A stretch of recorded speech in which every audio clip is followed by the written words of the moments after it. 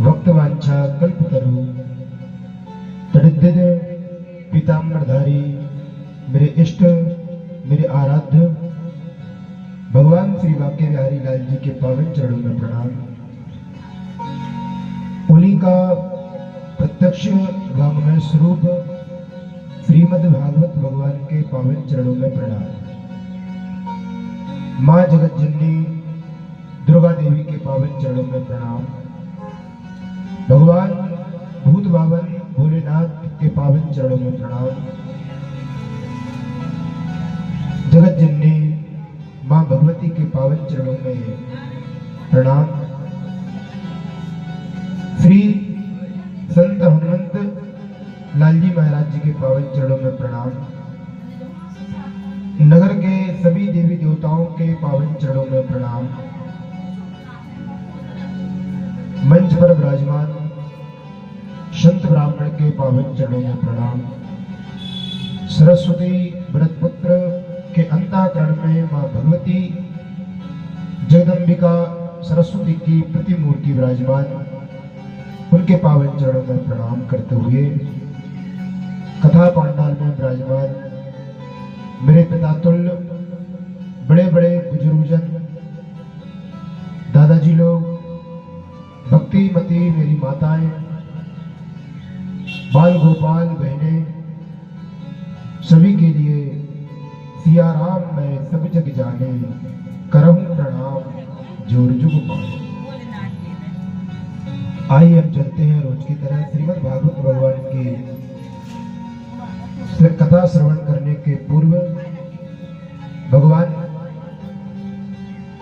के कीर्तन के साथ में ताली की सेवा करते हुए सही भक्त आएंगे और बड़े प्यार से गाएंगे।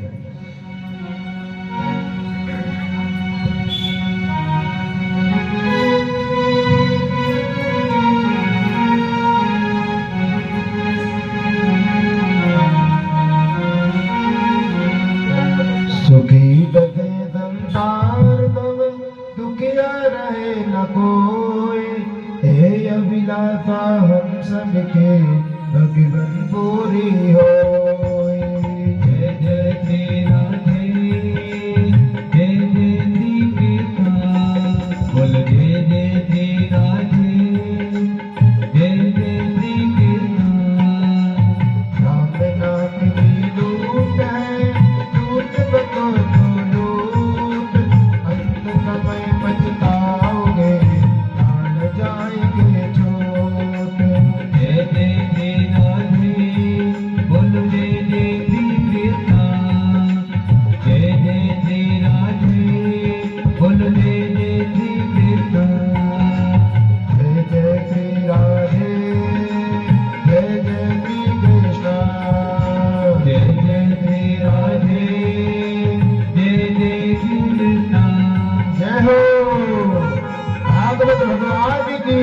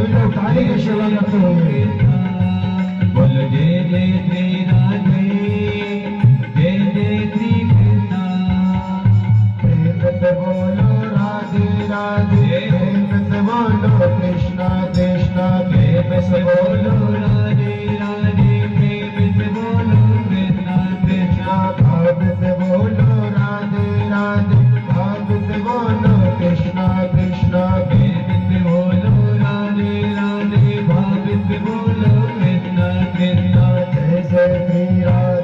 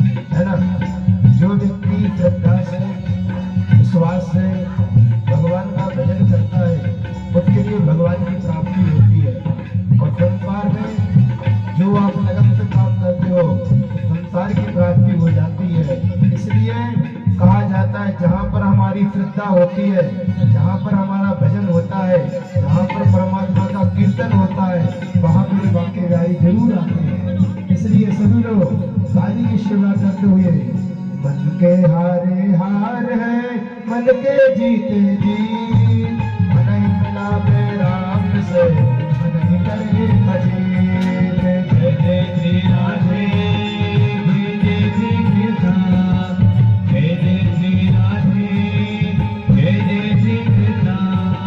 संग मिलन दो चालिए, अजमाया अभिमान, जो जो पग आगे बढ़े छोटे यज्ञ समान। जय जय श्री राधे, जय जय श्री कृष्ण, जय जय श्री राधे, जय जय श्री कृष्ण। राधा राधा करते ही सब राधा बन जाए, कोटि जन्म की आपदा राधा नाम के जाए। जय जय श्री राधे, बोल जय जय श्री कृष्ण, जय जय श्री राधे, जय जय श्री हो।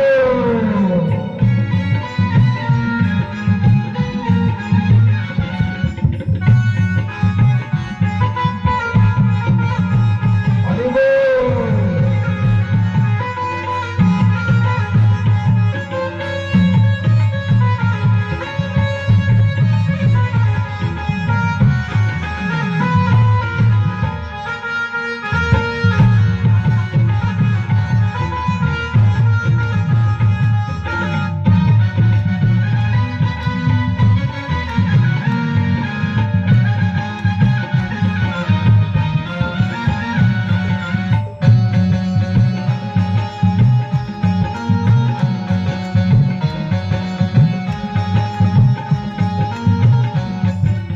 प्रेम से बोलो राधे राधे, प्रेम से बोलो कृष्णा कृष्णा, प्रेम से बोलो राधे राधे, भाव से बोलो कृष्णा कृष्णा। प्रेम से बोलो राधे राधे, प्रेम से बोलो कृष्णा कृष्णा, प्रेम से बोलो राधे राधे, प्रेम से बोलो कृष्णा कृष्णा। भाव से बोलो राधे राधे, भाव से बोलो कृष्णा कृष्णा, भाव से बोलो राधे राधे, भाव से बोलो कृष्णा कृष्णा। जय जय श्री राधे, जय जय श्री कृष्णा, जय जय श्री राधे, जय जय श्री कृष्णा, जय जय श्री राधे, जय जय श्री कृष्णा, जय जय श्री राधे, जय जय श्री कृष्णा, जय जय श्री राधे, जय जय श्री कृष्णा, जय जय श्री राधे, जय जय श्री कृष्णा, जय जय श्री राधे, जय जय श्री कृष्णा। भागवत भगवान की जय हो। हम सबका बड़ा सौभाग्य है, शारदीय नवरात्र के पावन पर्व पर श्रीमद् भागवत भगवान की कथा हम सही भक्तगण एकाग्र मन से और एकाग्र चित्त से श्रीमद् भागवत की कथा श्रवण कर रहे हैं। विगत 5 दिन से 5 दिन से कहा जाता है, जो व्यक्ति सच्ची श्रद्धा से, सच्चे विश्वास से, सच्चे मन से परमात्मा की कथा अगर एक दिन की भी श्रवण कर लेता है तो उसके एक दिन का विकास हो जाता है। बताया था पहले दिन, जो जो भक्त आए हो तो उनके लिए, और जो नहीं आए तो वो दोबारा सुने। एक दिन का विकास, एक दिन की कथा श्रवण करने से एक जीवन का विकास होता है मेरे प्यारे। और 2 दिन की कथा, 2 दिन की कथा श्रवण करने से हमारे अंदर जितनी ईर्ष्या है, जितनी हमारे अंदर बुराई है, जितने हमारे अंदर कपट है, वो सब के सब समाप्त हो जाते हैं 2 दिन की कथा श्रवण करने से। और कहा गया महाराज कोई अगर पूरी कथा श्रवण कर ले उसके लिए का उसका जन्म तो अगली जन्म पे पृथ्वी पर नहीं होता है, फिर कहाँ होता है? कहा प्रिया प्रियतम के चरणों में उसका जन्म हो जाता है मेरे प्यारे।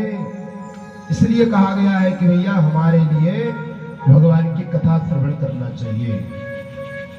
संसार में आना हम सोचते हैं कि अच्छा है, नहीं, शास्त्र नहीं बोलता ये बात। कहा जाता है कि जब हमारे संसार में हम क्यों आते हैं, कहा कि जब हमारे पुण्य समाप्त हो जाते हैं तब संसार में आते हैं। पुनरपि जननम पुनरपि मरणम, बार बार जन्म होता है, बार बार मरण होता है। जब हमारे पुण्य पूरे समाप्त हो जाते हैं तब जाकर देवता कहते हैं तुम जाओ और पृथ्वी पर पुण्य कमा कर लाओ। और हम जैसे पृथ्वी पर आते हैं, माँ के गर्भ तक तो रहते हैं बढ़िया, भगवान का भजन करते रहते हैं कि हे परमात्मा हम आपका भजन करेंगे आपका। जैसे ही गर्भ के बाहर निकलते हैं तो हमारे लिए मोह माया हमारे लिए जकड़ लेती है। मोह माया बड़ी विचित्र है। मोह माया किस चीज की नहीं रहती है, का भगवान के भजन की। अगर आप भजन करोगे परमात्मा का तो आपके अंदर माया नहीं आ पाएगी, मोह नहीं आ पाएगा। लेकिन बाल्यकाल से ही हम अपनी ऐसी मोह माया में जकड़ जाते हैं, संसार में जकड़ जाते हैं कि परमात्मा को भूल जाते हैं। परमात्मा को जैसे भूलते हैं तो परमात्मा की प्राप्ति नहीं होती है। हमारे लिए परमात्मा की प्राप्ति करना अगर आप चाहो तो हमारे लिए संसार से दूर रहना पड़ेगा, संसार से दूर रहना पड़ेगा। कैसे रहे संसार से दूर का, आइए चलते हैं हम आज की परम पवित्र कथा में। आज की कथा हमारे लिए बताएगी संसार से दूर कैसे रहना है। यदा लवणम श्रेष्ठा यदा लवणम शुभम यदा लवणम ज्ञात्वा ब्रह्मलोकं महीयते। कहा गया यदा लवणम श्रेष्ठा, भगवान की कथा सुनने मात्र से हमारा कल्याण हो जाता है। भगवान की कथा सुनने मात्र से। यदा लवणम श्रेष्ठा यदा लग्नम शुभम, कहा गया है कि भगवान की हम कथा श्रवण करते हैं तो हमारे जीवन में शुभता आ जाती है, हमारे जीवन में विकार दूर रह जाता है। यदा लग्नम ज्ञात्वा ब्रह्मलोकम महीयते, उसके लिए ब्रह्मलोक की चाह बढ़ जाती है। इसलिए भगवान की कथा श्रवण करना चाहिए। और कहा जो कथा श्रवण न करे उसके लिए क्या, उसके लिए मानस में कहा गया है, क्या कहा गया है, जिनके श्रवण समुद्र समाना, कथा तुम्हारी सुबह के सरिनाना। जिन्हे नाम जय राम जय राम, श्री राम जय राम जय राम। जिनके श्रवण समुद्र समाना, कथा तुम्हारी सुबह के सरिनाना। श्री राम जय राम जय राम, बोल श्री राम जय राम जय राम। उसके कान कैसे हैं, कहा कि कान तो उनके गड्ढे हैं। जिसने भगवान की कथा श्रवण नहीं करी, जिसने भगवान की कथा श्रवण नहीं करी, उसके कान गड्ढे हैं। इसलिए भगवान का भजन करना चाहिए। न फिर क्या होता है, आज संसार में तो हम आए जानवरों की तरह, कुत्ता की तरह, बिल्ली की तरह, शुअर की तरह, उसका भी परिवार होता है, हमारा भी परिवार होता है। हमें सिर्फ विवेक होता है, जानवर में विवेक नहीं होता है। वो भी अपना पेट भरता है, हम भी अपना पेट भरते हैं। इसलिए मानस में कहा है, पर निरंतर हो ये न पूरे, इनके ये तुम कहो ग्रह दूरे। श्री राम जय राम जय जय राम, बोलो श्री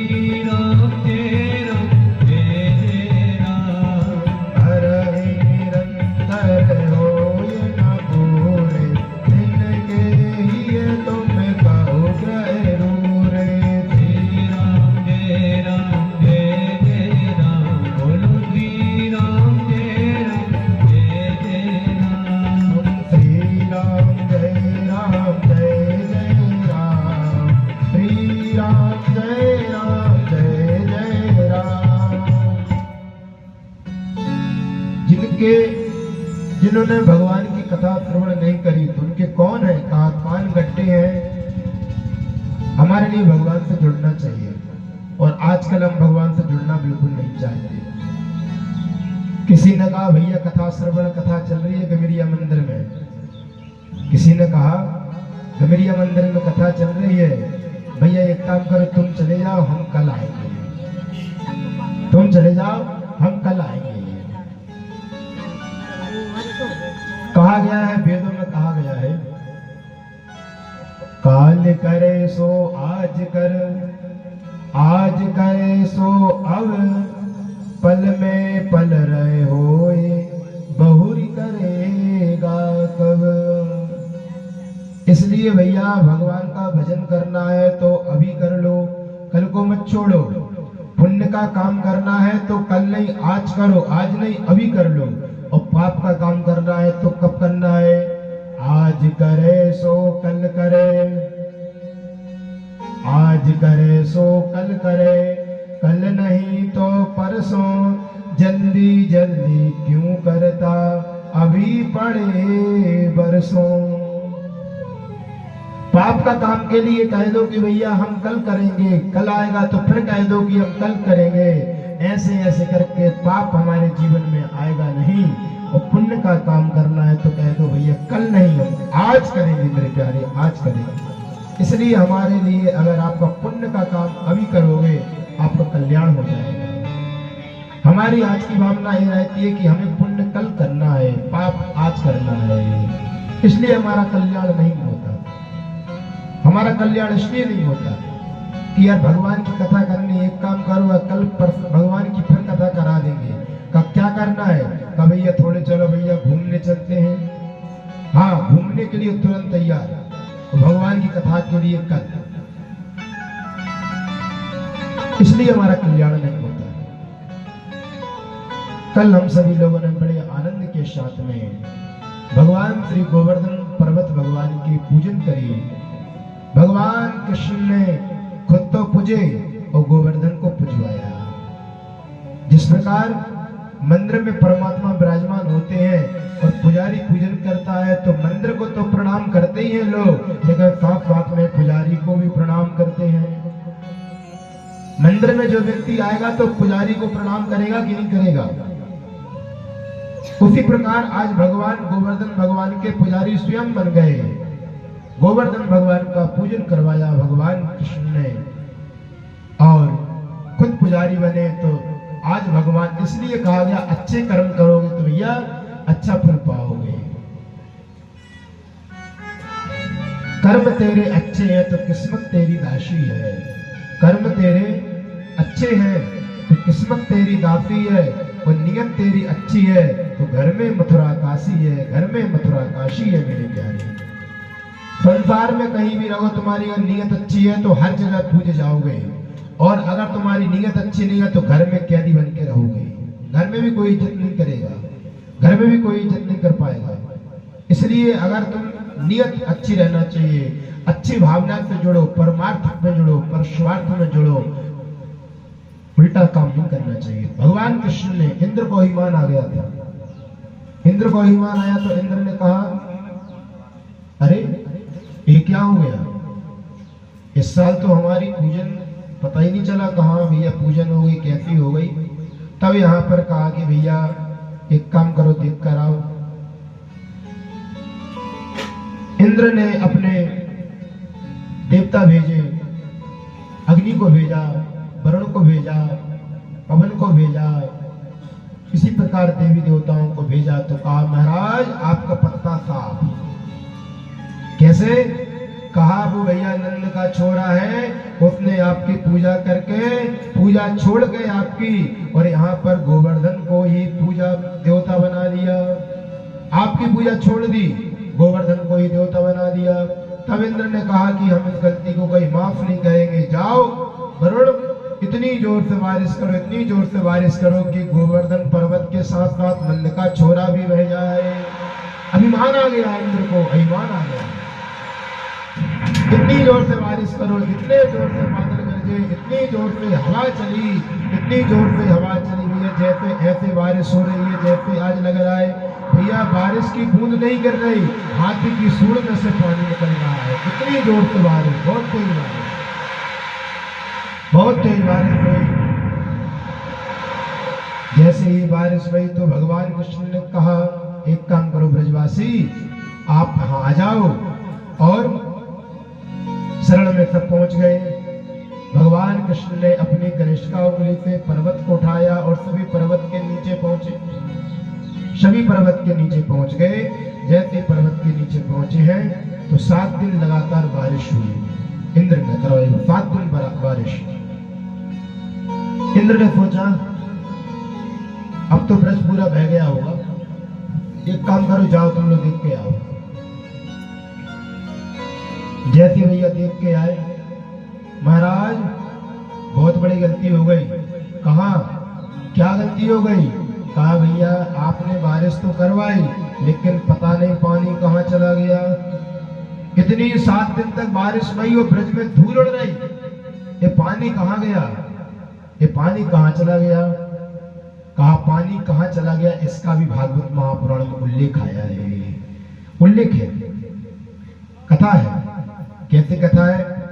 एक समय की बात है, यहां पर अगस्त ऋषि विराजमान है, सीताराम जी यहाँ राम दरबार में विराजमान है। तो एक समय की बात है, रावण को मारकर राम सरकार आए थे। रावण को जैसे ही राम जी मार के आए हैं, अयोध्या वापस आए, तो रावण तो था ब्राह्मण, राम जी कौन थे? क्षत्रिय, रघुवंश, क्षत्रिय कुल में आए थे। तो जैसे ही इनने आज रावण को मारा तो इनको ब्रह्म हत्या लगी। किसको ब्रह्म हत्या लगी? राम जी सरकार को। जैसे राम जी सरकार को ब्रह्म हत्या लगी, सीता मैया ने कहा एक काम करें स्वामी, आप एक नित्य नियम बनाएं कि हर दिन रोज एक ब्राह्मण को भोजन करवाना है। एक ब्राह्मण का अपने यहाँ रोज भोजन होना चाहिए। जिसके यहाँ हत्या लग जाती है, जिसके यहाँ कुछ उल्टा सीधा हो जाता है, उसका पूरा क्रियाकर्म करा के, शुद्धिकरण करा के नियम बनाओ कि हमारे यहाँ एक ब्राह्मण का भोजन जरूर हो। एक ब्राह्मण का भोजन होता है तो हमारे घर में जो भी अपराध बनता है वो सब क्षमा हो जाता है। किसी क्या होता है, किसी के द्वारा गाय का वध हो जाता है, गौ हत्या हो जाती है, रास्ते में जा रहे गाय टकरा गई, वाहन से मृत्यु प्राप्त हो गई, उसका आप पूरा संस्कार करो। संस्कार करने के बाद आप नियम बनाओ एक ब्राह्मण का भोजन रोज करवाना है। ब्राह्मण को भोजन कराने से क्या होता है? कहा हमारे पितृ देवता प्रसन्न होते हैं, पितृ देवता प्रसन्न होते हैं। ब्रह्म हत्या का दोष हटता है, गौ हत्या का दोष हटता है, भ्रूण हत्या का दोष हटता है, बाल हत्या का दोष घटता है। कहा ठीक। राजा राम सरकार बढ़िया निमंत्रण करने लगे भोजनों को, बढ़िया ब्राह्मण देवता को बुलाए। ब्राह्मण देवता को बढ़िया एक काम चलता रहा, 1 महीना चलता रहा, 2 महीना चलते रहे, 3 महीना चलते रहे। तब सीता मैया ने एक बात कही, प्रभु आप एक काम करें कि ब्राह्मण को, अच्छे ब्राह्मण को बुलाएं। क्यों देवी, ये ब्राह्मण सभी खराब है क्या? नहीं प्रभु खराब नहीं है, लेकिन ये क्या करें, ये हम भोजन करते हैं और 2-4 पुड़ी में ही ब्राह्मण बिल्कुल भरपूर हो जाते हैं, भरपेट हो जाते हैं। ऐसे ब्राह्मण को बुलवाओ कि जिसको खिलाने में आनंद आए। खाते नहीं है ब्राह्मण देवता, 2-4 पुड़ी खाएंगे बस कह दिया माते बस हो गया भोजन। ऐसे ब्राह्मण को बुलवाइए, ऐसे ब्राह्मण को बुलवाइए जिसको खिलाने में है मजा आए, आनंद आए। तब राजा राम सरकार ने कहा कि सीता को और कुछ नहीं, अभिमान आ गया है। देखो जहां अभिमान आता है वहां पे भगवान चले जाते हैं, ध्यान से सुनना। जहां पर अभिमान आया वहां से परमात्मा चले गए। राम जी सरकार ने अगस्त मुनि का आवाहन किया। अगस्त मुनि का आवाहन किया, जैसे ही आवाहन किया अगस्त मुनि ने कहा बताइए प्रभु क्या क्या है? कहा सीता ने आपको याद किया है, भोजन करना है आपके लिए, लेकिन भोजन तो करना है लेकिन यहाँ पर करते ही रहना है जब तक सीता का अभिमान दूर ना हो जाए। जब तक सीता का अभिमान दूर ना हो जाए तब तक आपको भोजन करते ही रहना है। राम जी ने आज्ञा प्रदान कर दी। जैसे राम जी ने आज्ञा प्रदान करी, अगस्त मुनि आए, चरण प्रक्षालन किया, वंदन किया, स्वागत किया, सम्मान किया। हमारे घर पे विशंत ब्राह्मण आते हैं, कन्या आती है, अतिथि आते हैं, रिश्तेदार आते हैं, नातेदार आते हैं, उनका सम्मान करना चाहिए। सम्मान आप दोगे तो सम्मान मिलेगा आपको। सम्मान जिसने नहीं किया उसको सम्मान कभी प्राप्त नहीं हो सकता है। हमारे लिए सम्मान से जुड़ना चाहिए। सम्मान करो। अगस्त मुनि का बड़ा सम्मान हुआ। राम जी सरकार ने चरण प्रक्षालन किए, कहा प्रभु चलिए भोजन करिए। आप कहा भोजन ठीक, भोजन करना है जी, बिल्कुल करेंगे, अवश्य करेंगे। तो गोवर्धन जी का यहाँ पर कहा ठीक है, अब एक काम करें, आप भोजन कराइए। तब सीता मैया ने क्या किया? सीता मैया ने बढ़िया, जैसे हर ब्राह्मण के लिए बढ़िया थाली सजा के लाते और 2-4 पूरी रख के लाते थे, छोटे छोटे कटोरी लाते थे। अगस्त मुनि ने जैसे देखा तो माते आप भोजन की थाली आप लाएंगे, देखने को लाएंगे। अगस्त मुनि ने कह दिया भोजन की थाली है, एक काम करो, हमारे में इतने में कुछ नहीं होगा, आप तो एक काम करो, बड़े से बर्तन में लाओ। सीता मैया बड़ी प्रसन्नता हो गई। आज कोई ब्राह्मण आया खाने के लिए, बड़ी प्रसन्नता हुई है। और आजकल हम क्या करते हैं, जो व्यक्ति ज्यादा खाता है तो भैया उसको हम मोटेड़ा करते हैं, देखो भैया कितना खा रहे हैं, ये भैया सब बिल्कुल 2-4 दिन से भूखे यहीं पर आए हुए।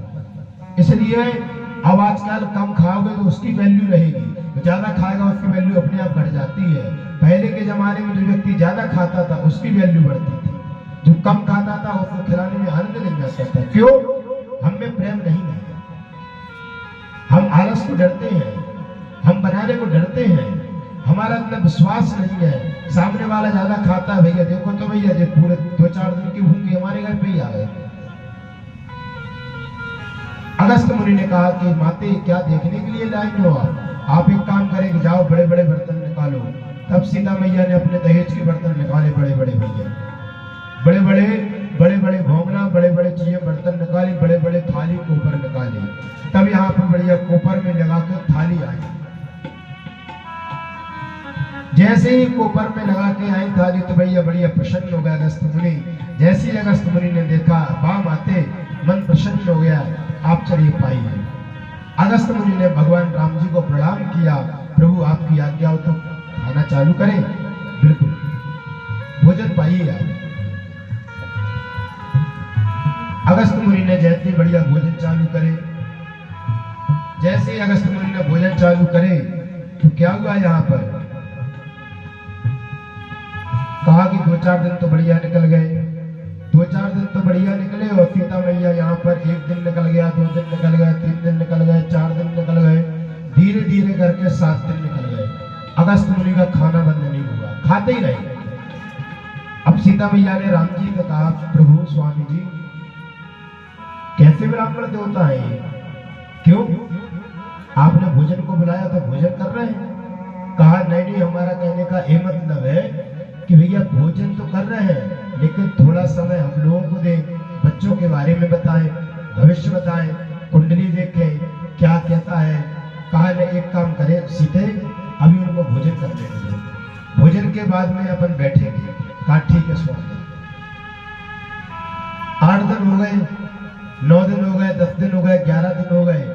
राम जी ने सीता से कहा कैसे चल रही है, कैसे कट रही है? सीता मैया ने कहा कट नहीं रही, हमारी कमर टूट रही है, हमारी कमर टूट गई। कैसे स्वामी जी, कैसे ब्राह्मण देवता है कि आज 12 दिन हो गए लगातार खा पी रहे हैं? कहा बढ़िया भोजन करने दो। कहा कैसे है? कहने लगे बहुत बढ़िया।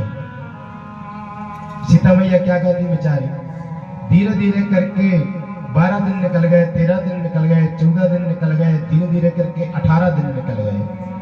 तब यहाँ पर सीता मैया ने कहा प्रभु हमारी बस की अब बिल्कुल नहीं, आप एक काम करो, सहायता के लिए गणेश जी महाराज जी को बुलाइए।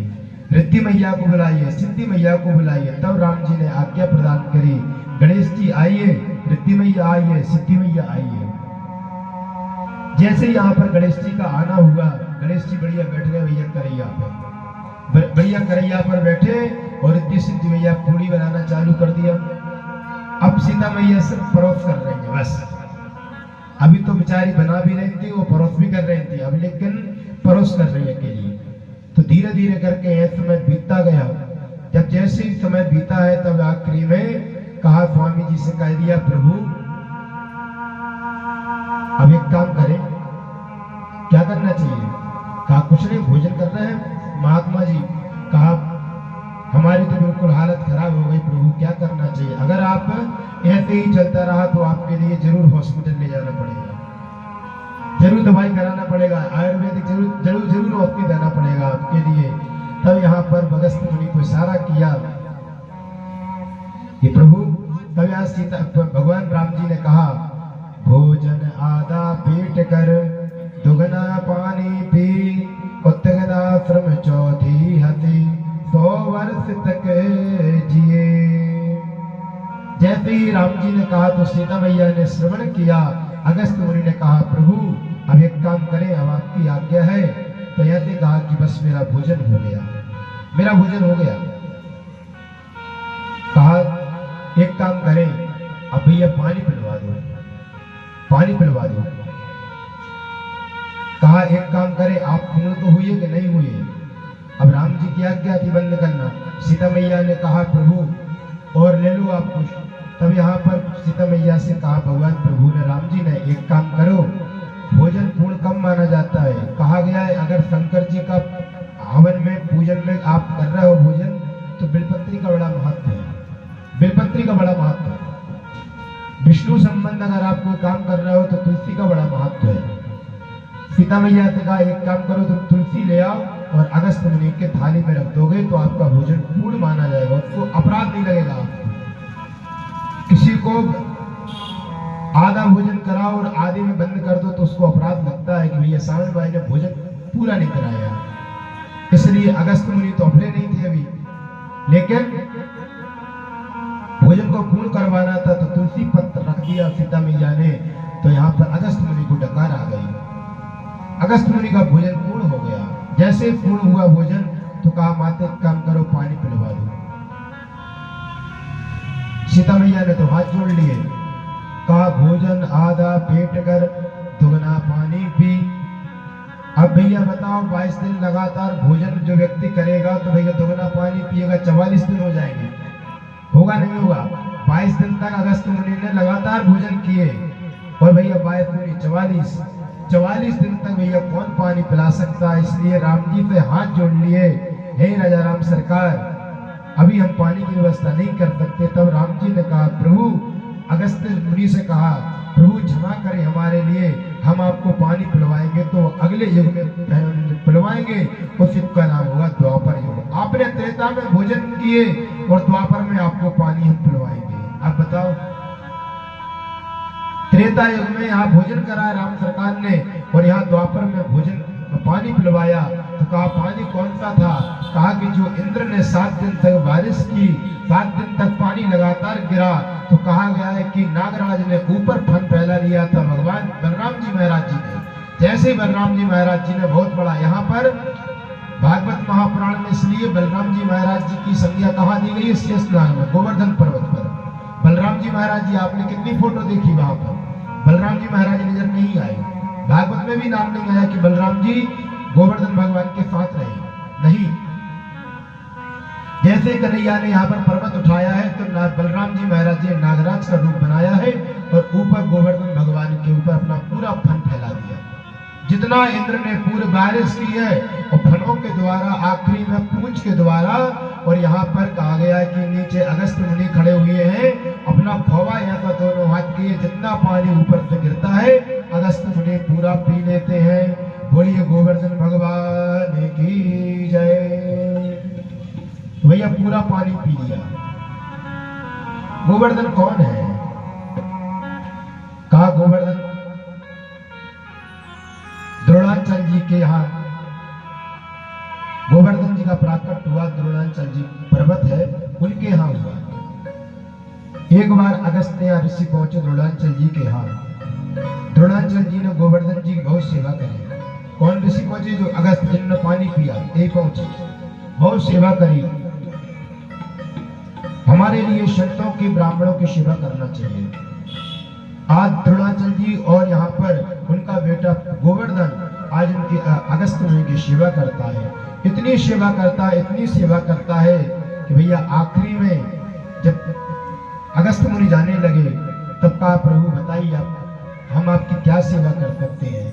तो कहा कि सेवा में तो एक ही है कि भैया आपका बेटा हमें बहुत अच्छा लगा, आपका बेटा है बहुत अच्छा लगा, एक काम करो आप हमें बेटा दे दो अपना। अब बताओ, कोई व्यक्ति के पास अगर एक बेटा होगा और संतों ने वही मांग लिया तो ये बेचारा क्या करेगा?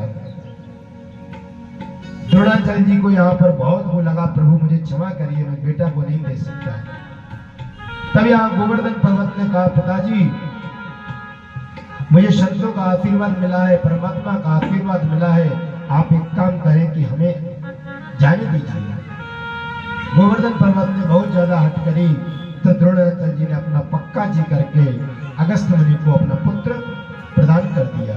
लेकिन अगस्त मुनि से एक प्रार्थना करी, कथा बहुत बड़ी है, वो कथा बहुत प्यारी है। अगस्त मुनि से प्रार्थना करी कि जहां अगर मुझे आप अगर एक नीचे रख दोगे, जहां पर भी कोई भी स्थान पर जहां भी आप मुझे नीचे रख दोगे तो मैं वहीं से मैं उठूंगा नहीं। अगस्त मुनि ने कहा, भैया बड़ा अभिमान है। अगस्त मुनि कहने लगे, मैं तू मुझे नहीं जानता, मैं तो वे हूं कि जो एक चुल्लू में भी समुद्र का पूरा पान कर लिया था। अगस्त मुनि ने एक पूरा ऐसा हाथ किया था और पूरा समुद्र को पी गए थे। अब बताओ कितना अगस्त मुनि। और अभी अभी आपने सुना गोवर्धन पर्वत का पानी पूरा पी गए, समुद्र को भी पूरा पी लेते एक ही बार में। अगस्त मुनि की बड़ी वो है। ऐसे करके चलते हैं, जैसे गोवर्धन को उठाया है और चलते जाते हैं। तब यहाँ पर गोवर्धन जैसे ही वृक्ष क्षेत्र आया, गोवर्धन जी को याद आ गया कि भगवान ने वचन दिया हमारे लिए। कहाँ लेके जा रहे? काशी लेकर जा रहे हैं। लेकिन उनको याद आया कि भैया ब्रज में हमें रुकना है। भगवान ने कहा था कि हम आएंगे जहां पर तुम्हारी हम पूजन करवाएंगे और जहां यमुना जी है और जहां पर हम आपके पर्वत पर लीला करेंगे, आप गोवर्धन इसलिए आप ब्रज में जाइए। भगवान ने वचन दिया था। तो आज गोवर्धन पर्वत आज जैसे वृक्ष क्षेत्र आया तो वृक्ष क्षेत्र में जैसे ही एकदम उनका अपना वजन बढ़ाया और भगवान से प्रार्थना की, हे प्रभु मुझे आप आशीर्वाद दीजिए। तभी यहाँ अगस्त मुनि को भगवान की माया से लघु शंका लगाई। ये शंकाएं बहुत बड़ी खराब हो भैया, शंकाएं बहुत खराब हो गई। लघु शंका, दीर्घ शंका, मन की शंका, तन की शंका, कितनी होती है। शंकाएं बहुत ज्यादा खराब होती है। जहां शंका आ गई उसका समाधान करना बड़ा कठिन है। शंका तो आती है बिना सबूत के, लेकिन समाधान होता है सबूत का। भैया तुम्हारे पास सबूत है तो समाधान करोगे, और सबूत अगर नहीं है तो शंका तो बनी है। आज हमें शंका तो होती है, हर व्यक्ति के प्रति शंका हो जाती है।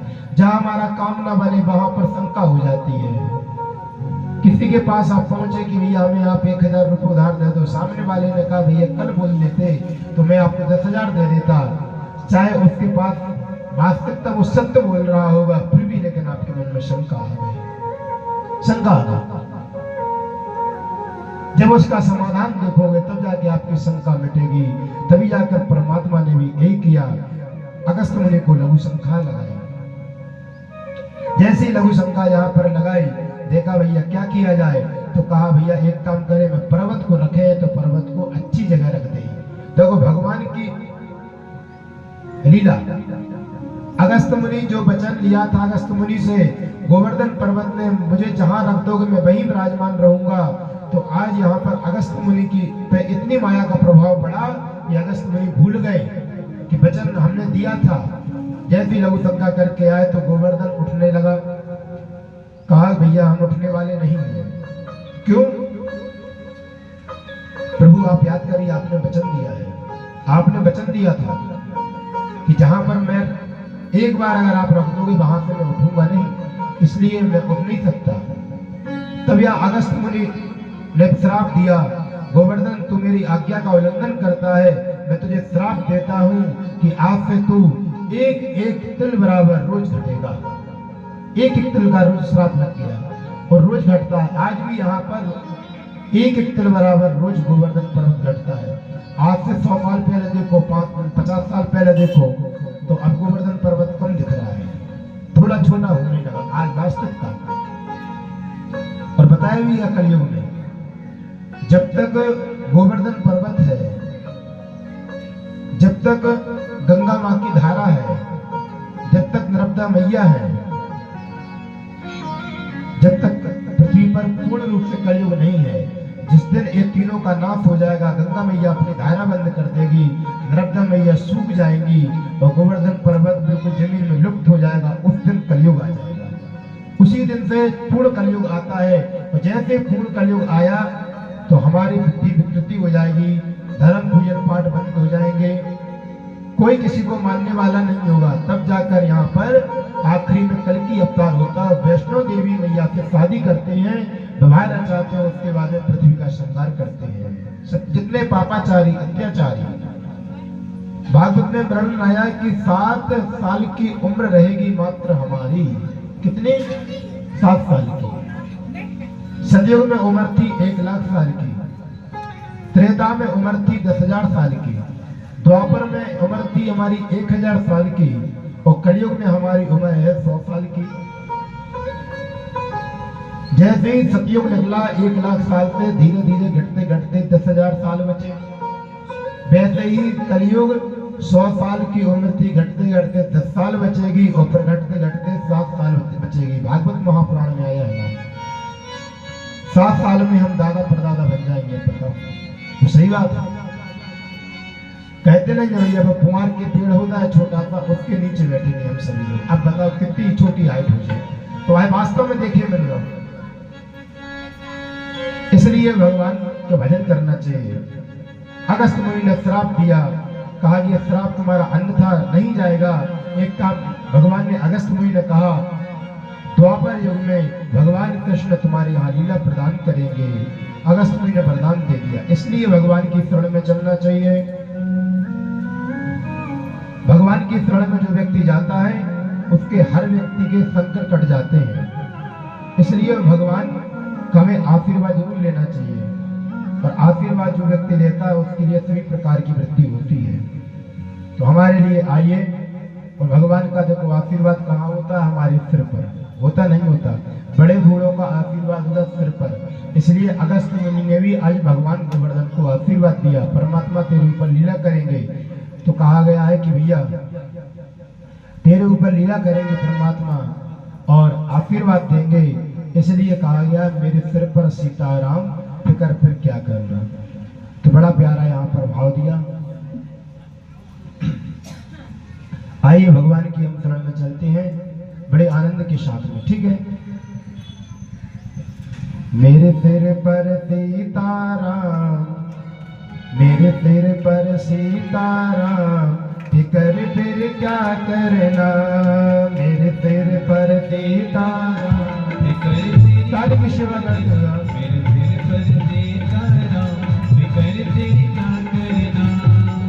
क्या करना भाई क्या करना, क्या करना भाई क्या करना, क्या करना भाई क्या करना, क्या करना भाई क्या करना, क्या करना भाई क्या करना, क्या करना भाई क्या करना, क्या करना भाई क्या करना, क्या करना भाई क्या करना। फिर बिगड़ बनेगे काम, फिकर फिर क्या करना। बिगड़ बनेगे काम, फिकर फिर क्या करना। सारी की सेवा करते हुए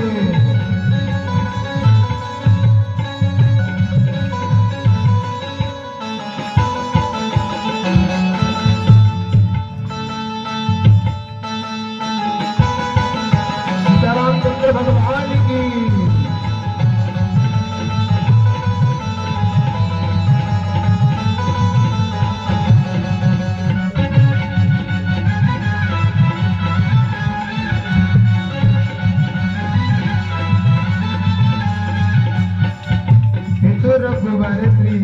जानकी मैया पित रघुवर श्री जानकी मैया पित रघुवर श्री जानकी मैया पित रघुवर श्री जानकी मैया पित रघुवर श्री जानकी मैया फिर क्यों परेशान हो भैया फिर क्यों परेशान हो भैया फिर क्यों परेशान हो भैया फिर क्यों परेशान हो भैया ते कटेंगे कष्ट तमाम फिर क्या करना कटेंगे कष्ट तमाम फिर क्या करना फिर पर सीताराम फिर क्या करना फिर पर सीताराम फिर क्या करना। भगवान की शरण में चलना चाहिए, भगवान का भजन करना चाहिए। जब तक हमारे लिए परमात्मा की प्राप्ति ना हुआ तब तक भजन करते रहना चाहिए। आशीर्वाद मिलता हमारे लिए। कहा गया है कि देखो भैया भगवान का भजन करोगे अगर सिर से ऊपर तो कहा गया है कि परमात्मा हमारे ऊपर आशीर्वाद बनाएंगे। इसलिए सभी लोग ताली की सेवा करते हुए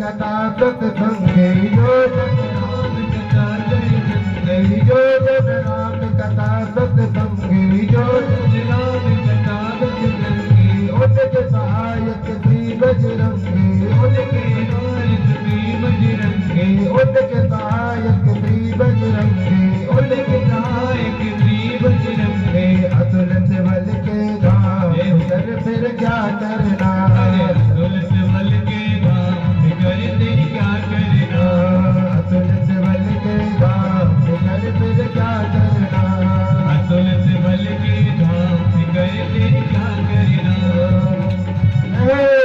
पर सीताराम फिर क्या करना तेरे पर सीताराम फिर क्या करना।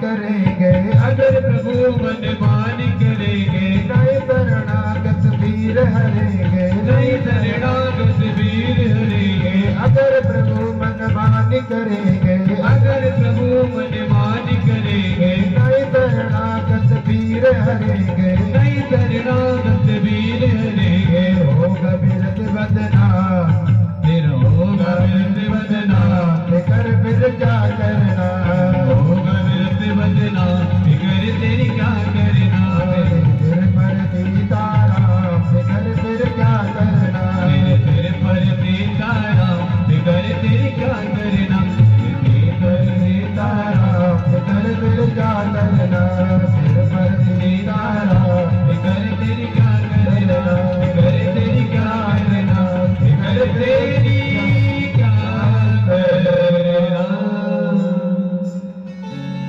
भगवान का आशीर्वाद हमारे लिए प्राप्त होता है तो हमारे लिए किसी चीज की चिंता नहीं करना चाहिए, क्योंकि हमारी चिंता बड़ी खराब है। पहले ही बताया था हमने, एक होती है चिता, एक चिंता और एक चिंतन। चिता क्या है? एक बार जल जाए उसके बाद में कोई टेंशन नहीं। चिंता क्या होती है? चिंता हमारे लिए हर समय खाती है। चिता से बड़ी है चिंता, है बड़ी कि नहीं? चिता में एक बिंदी कम है, चिंता में एक बिंदी ज्यादा है। बिंदी का बड़ा महत्व है। पूर्ण कहा गया है। परमात्मा क्या है? परमात्मा एक गोल आकार है, जीरो की तरह है। परमात्मा एक जीरो की तरह है। कहा गया है कि भैया हमारी तो आयु कम होती जाती है। जैसे बालक का जन्म होता है तो अपन कहते हैं बालक बड़ा होता है। बालक बढ़ नहीं रहा, बालक तो घट रहा है। अपनी आयु कम हो रही है, अपनी आयु कम हो रही है। सबसे ज्यादा आयु रहती है बालकों की, हमारी तो आयु कम रहती है। अब कोई 10 साल का हो गया, 20 साल का हो गया, 50 साल का हो गया, 60 साल का हो गया, 90 साल का हो गया, आयु पूरी हो गई, चली गई। तो हमारे लिए कहा गया परमात्मा क्या है? परमात्मा एक जीरो की तरह है, गोल आकार है। कहा अगर 10 में से अगर तुम 2 निकालोगे तो 8 बचेंगे, लेकिन जीरो में से जीरो निकालोगे तो क्या बचेगा? शेष जीरो ही रहेगा। इसलिए परमात्मा न घटता है न परमात्मा बढ़ता है। परमात्मा का एक रूप है, स्थिर रूप है, हम अस्थिर हैं। इसलिए हमें चिंता लगी रहती है, बस इसलिए हमें चिंता है कि हमारे लिए आज ये काम करना, कल वो काम करना, परसों वो काम करना है। क्यों? हमारी उम्र जा रही है, चली जा रही है उम्र धीरे धीरे, हमें चिंता है। तुम्हें चिंता कम करना चाहिए। फिर क्या करना चाहिए? चिंतन करना चाहिए। चिंतन अगर आप परमात्मा करोगे तो आपका कल्याण हो जाएगा। चिंतन अगर करोगे आपका कल्याण होगा। चिंतन परमात्मा का सदा करना चाहिए। गोवर्धन पर्वत चिंतन करते हैं, यहाँ परमात्मा का चिंतन रोज करते हैं। तुलसी अपने राम में दृढ़ राखो विश्वास, कबहू बिगड़त ना सुने दीन बंधु के काज। कभी भी परमात्मा ने कभी किसी का नहीं बिगाड़ा। कौन बिगाड़ता है? का हमारे कर्म बिगाड़ते हैं। इसलिए हमें कर्म अच्छा करना चाहिए। अगस्त मुनि यहाँ पर श्राप देकर चले गए। गोवर्धन पर्वत यहाँ विराजमान रहा।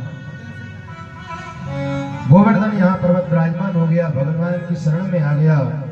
धीरे धीरे करके भगवान ने यहाँ पर गोवर्धन भगवान को पुजवाया और स्वयं पुजारी बने। भगवान ने आशीर्वाद दिया, गोवर्धन जो तुम्हारी 7 परिक्रमा लगा लेगा, 7 कोष के तो हो ही, लेकिन 7 तुम्हारी कोई परिक्रमा लगा लेगा तो उसके तुम समस्त कामना उसकी पूर्ति कर दोगे। सभी प्रकार का कल्याण हो जाएगा, सभी कल्याण हो जाएगा हमारे लिए। इसलिए अगर वृंदावन कभी जाओ तो गोवर्धन की परिक्रमा अवश्य लगाओ। हमारे जीवन में अगर 7 परिक्रमा अगर गोवर्धन भगवान की लगा लेते हो तो उसकी कामना पूरी होती है। आपने देखा हो गोवर्धन पर्वत पर परिक्रमा मार्ग में छोटी छोटी ईंटों के घर बने रहते हैं। जो गए हो वृंदावन देखा होगा तो सभी कामना करके आते, प्रभु हमारा घर बन जाए। जो व्यक्ति श्रद्धा विश्वास से अगर वहां पर पत्थर रखकर आता है तो उसके जीवन में 1 साल में, 2 साल में, 3 साल में उसका घर बन जाता है। सच्ची हमारे लिए पूर्ण विश्वास होना चाहिए।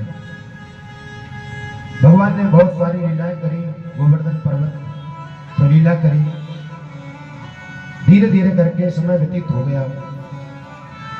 एकादशी दिन आया।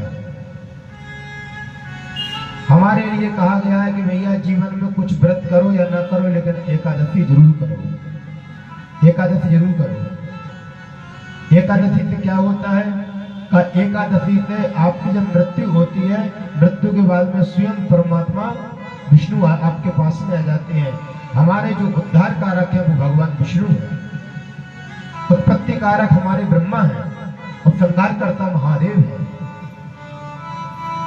इसलिए हमारा जब मृत्यु होती है तो भगवान पास में आ जाते हैं। कभी आपने देखा कि जो उसकी मृत्यु होती है तो उसके लिए गीता सुनाते हैं, तुलसी की माला पहनाते हैं, गायों का दान करवाते हैं, कथा वार्ता सुनाते हैं, कथा का संकल्प करवाते उसके हाथों से, भैया कि कम से कम आपको मुक्ति हो जाएगी।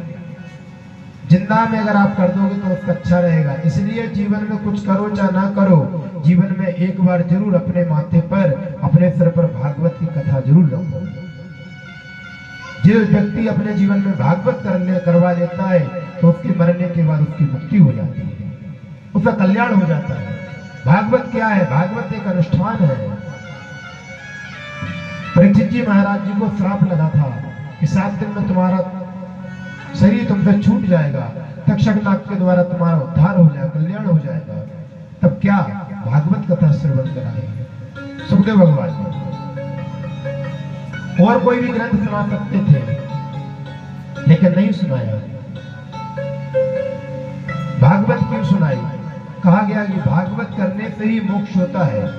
अगर भागवत करवा ली तो आपका मोक्ष हो जाता है। हमारे लिए एकादशी का व्रत जरूर करना चाहिए।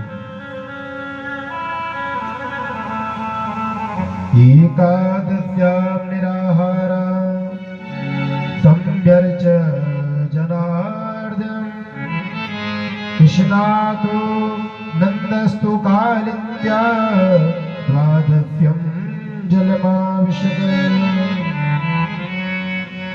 व्रत होते हैं 4 प्रकार के। कौन कौन? एक होता है बिल्कुल निराहार,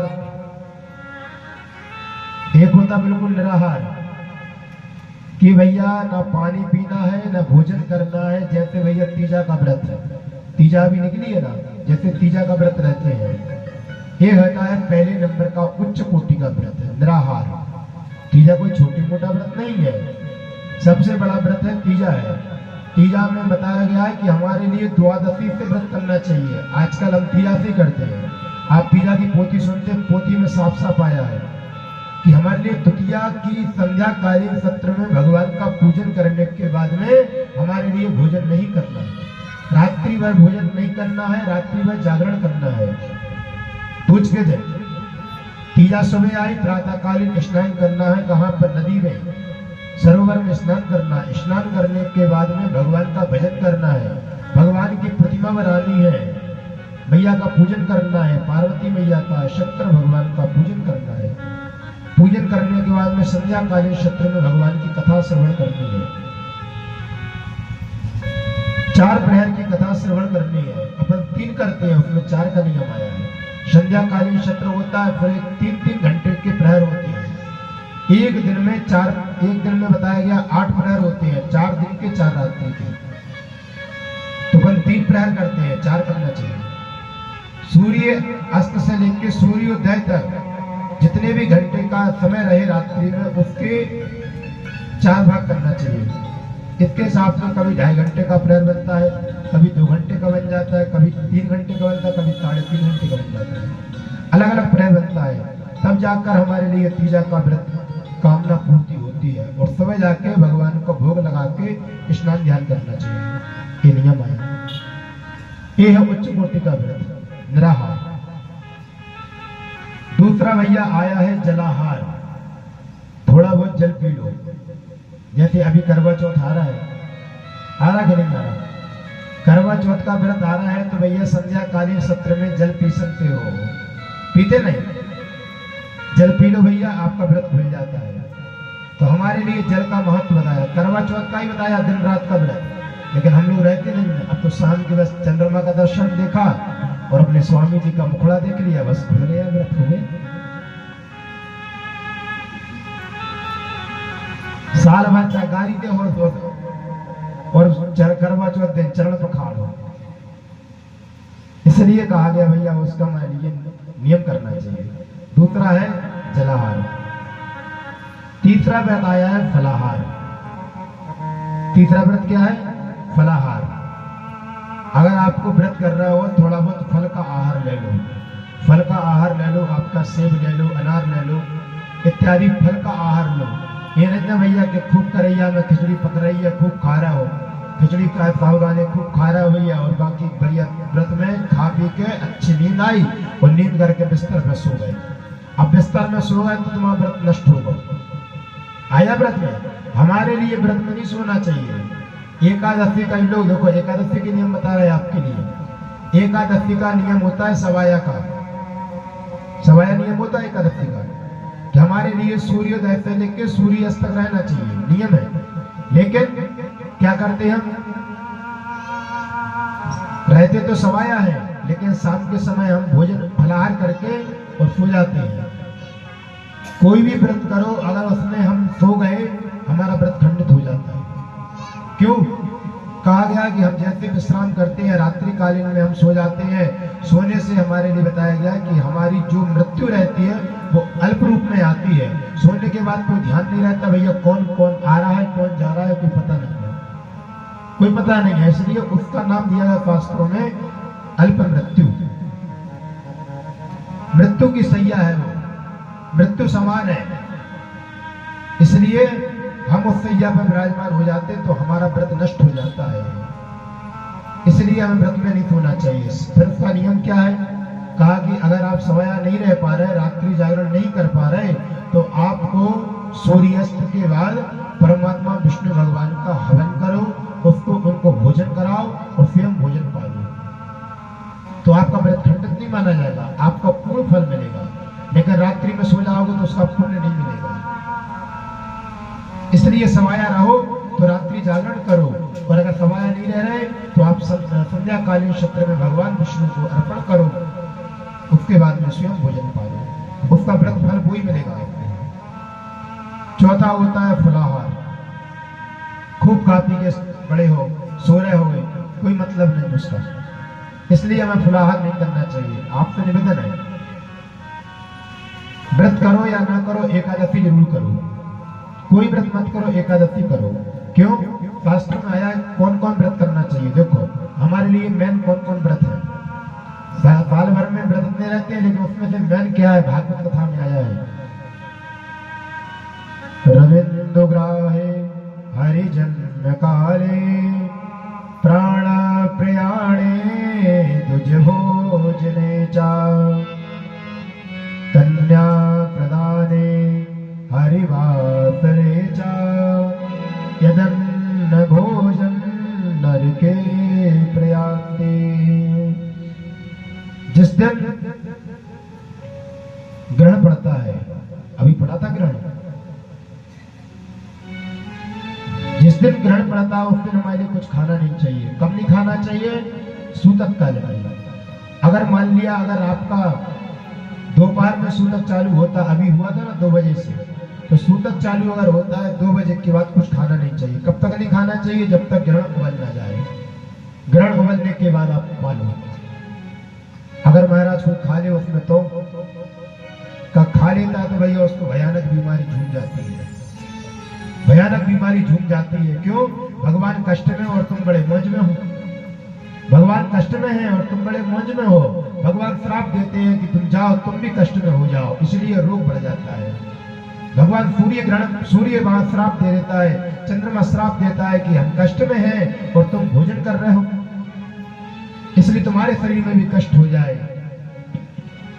जो व्यक्ति रोगी है, गर्भवती स्त्री है, 16 साल से बालक छोटा है, शास्त्र में बताया गया 11 साल तक, 11 साल तक बालक माना जाता, 11 साल के बाद बालक नहीं माना जाता। 9 साल तक कन्या मानी जाती है, 9 साल के बाद कन्या नहीं मानी जाती है। आया नहीं, 9 साल के बाद कन्या नहीं है, 11 साल तक बालक नहीं है, 11 साल के बाद तो तुम्हारी युवावस्था चालू हो गई। इसलिए हमारे लिए ग्रहण में नहीं खाना चाहिए। फिर हरि जन्म काले कहा गया जिस दिन भगवान के जन्म अवतार हो, जन्माष्टमी हो, रामनवमी हो, दुर्गाष्टमी हो, नवरात्रि हो, शिवरात्रि हो, इस दिन हमारे लिए व्रत रहना चाहिए, हमारे व्रत रहना चाहिए। जो नवरात्रि में 9 दिन तक व्रत रहता है, माँ की उपासना करता है, उसको मनोवांछित फल की प्राप्ति होती है।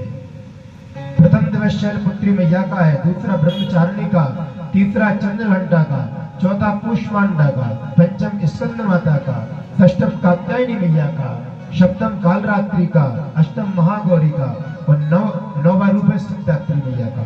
सभी प्रकार की कामना सिद्ध कर देती है मैया। तो हम हमारे लिए 9 दिन तक व्रत रहना चाहिए, ये नियम आया है। अगर 9 दिन तक व्रत ना रहो तो कम से कम जिस दिन आपकी पूजन करते हो अष्टमी या नवमी उस दिन व्रत रहना चाहिए, लेकिन बिना व्रत के नहीं। व्रत अनिवार्य है। व्रत का मतलब क्या है? व्रत का मतलब ये है कि आप व्रत कर रहोगे तो आपकी निष्ठा परमात्मा के प्रति ज्यादा रहेगी। व्रत यानी संकल्प, व्रत यानी श्रद्धा। अगर आप रहोगे तो आपका श्रद्धा से काम हो जाएगा। खूब खा पी लोगे तो आलस आएगा, आलस आएगा तो भगवान का भजन नहीं कर पाओगे, भजन नहीं करोगे तो आपका कामना कैसे पूरी होगी। इसलिए हरि जन्म काले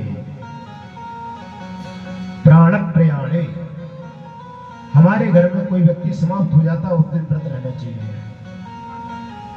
उस दिन व्रत रहना चाहिए। कब तक? जब तक उसका दाह संस्कार ना हो जाए। ये व्रत का नियम आया है। उस दिन कुछ खाना नहीं चाहिए। प्राण प्रयाणे तुझ भोजने चा, तुझ यानी ब्राह्मण। हमने हमारे घर पे ब्राह्मण का न्योता रखा है, ब्राह्मण भोजन रखे हैं, तो ऐसा ना हो कि ब्राह्मणों के पहले आपने खा लिया। ब्राह्मण को बुलाया और ब्राह्मण जैसे ही आपके घर में आए आप पहले से खा पी के फ्री। ये तो हुआ था हरिश्चंद्र और यहाँ पर दुर्वासा ऋषि का, आपने कथा सुनी थी ना कल, भगवान का परसों जन्मोत्सव।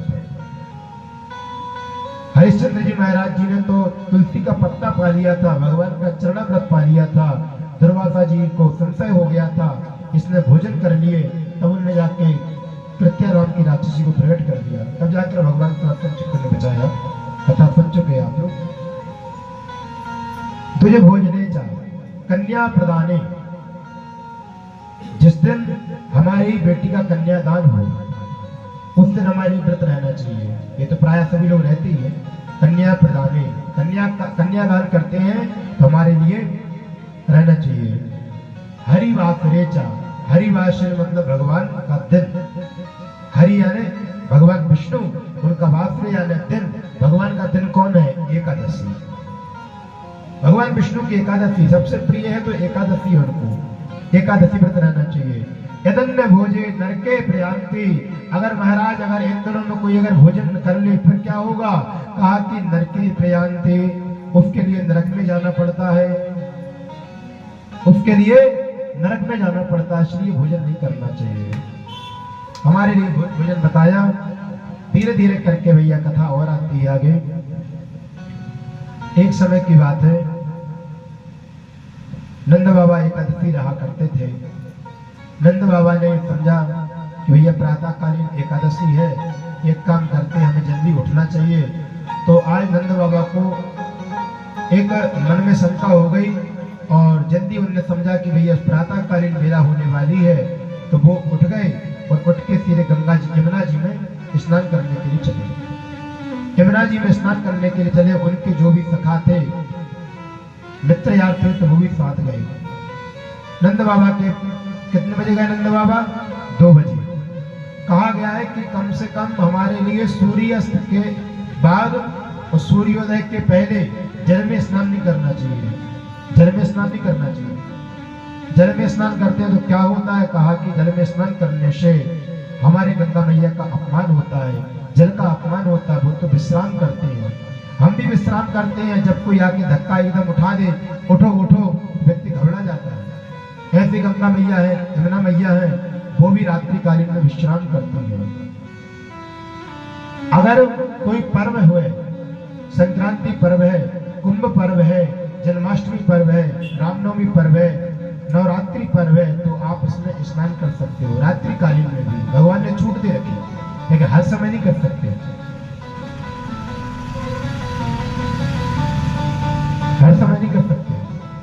तो नंद बाबा ने क्या किया? नंद बाबा ने ठीक 2 बजे, आज उनको संशय हो गया कि भैया 4 बज चुके हैं, प्रातःकालीन बेला होने वाली है, ब्रह्म मुहूर्त लग गया है, तो एक काम करते, चलो भैया यमुना जी में स्नान करते हैं। जैसे यमुना जी में स्नान करने के लिए पहुंचे हैं, तो नंद बाबा ने जैसे डुबकी लगाई तो डूब ही गई।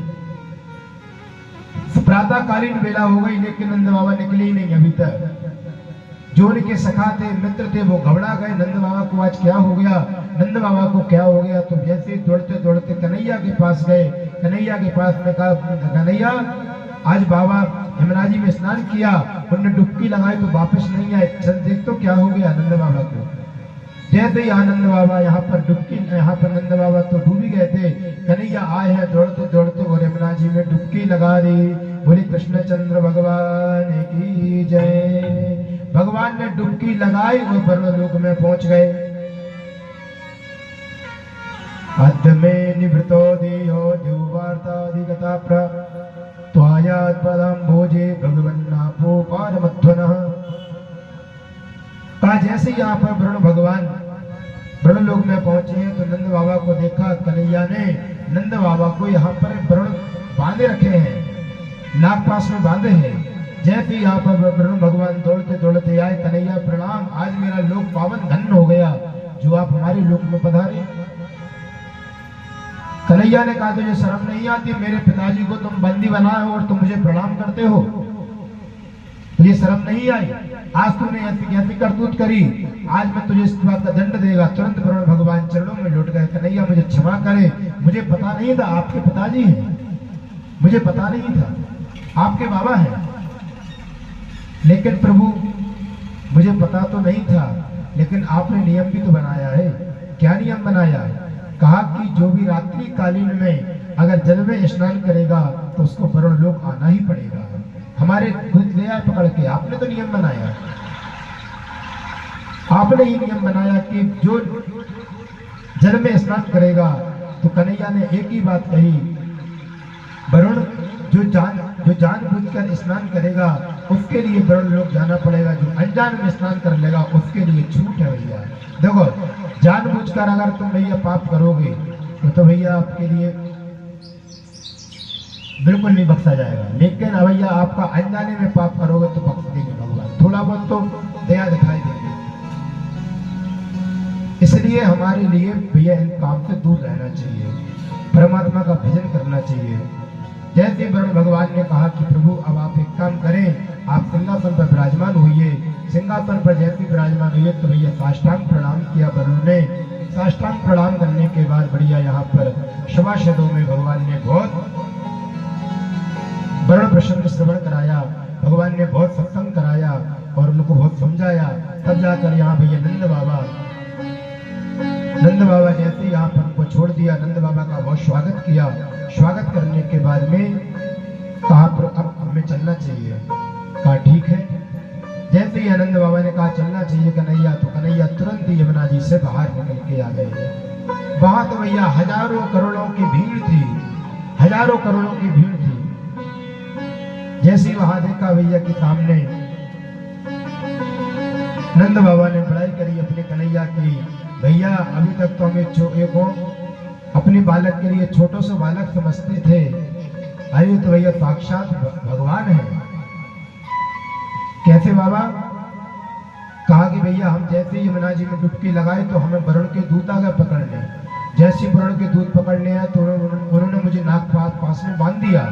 जैसे नागपाश में बांधा तो भैया जैसे थोड़ी देर बाद हमारा कन्हैया पहुंचा तो ना जाने भैया कन्हैया की वरुण से कार स्थितारी निकल आई तो वरुण तो भैया साष्टांग हमारे कन्हैया के चरणों में लेट गया।